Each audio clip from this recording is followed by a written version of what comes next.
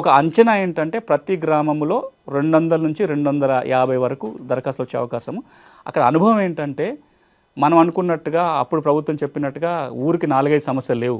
200, 300 సమస్యలు ఉన్నాయి. నెంబర్ 1.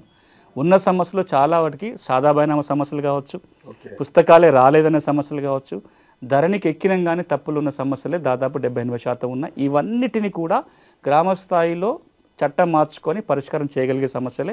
వీటన్నిటికీ ఈ రోజున భూభారతి చట్టంలో పరిష్కారం ఉంది. సో ఈ అనుభవం ఇంకొక అంశం ఏం చెప్తుందంటే గ్రామ స్థాయిలో దరఖాస్తులు తీసుకున్నప్పుడు ఇది అవుతుంది కదా, ఇది కాదు కదా, ఇది కోర్టుకు పోవాలి కదా, ఇది మేము చేయలేం కదా అనే డిస్క్రిప్షన్ అక్కడ వాడొద్దు. ఎవరు ఏ సమస్యతో వచ్చినా ముందు దరఖాస్తు అయితే తీసుకోవాలి. తీసుకుంటే మనకు ఒక అవగాహన వస్తుంది. అందులో మనం ఎన్ని చేయగలిగితే చట్టబద్ధంగా అవి చేయాలి. ఏవైతే చేయలేని ఉంటాయో, ఏవైతే కోర్టుకు పోవాలో వాళ్ళకు కూడా రెవెన్యూ అధికారులు ఒక మెమోనో ఎండార్స్మెంట్ ఇవ్వాలి.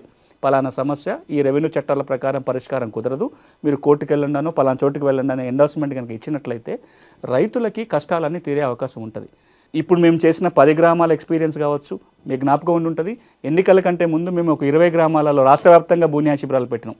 అక్కడ అనుభవమైన ఇక్కడ అనుభవం ఏం చెప్తుందంటే ప్రతి ఊళ్ళో 200 కుటుంబాలకు సమస్య ఉంది. ఇప్పుడు భూభారతి చట్టం వాళ్ళ సమస్య పరిష్కారానికి ఒక ఆధారం చెప్తుంది.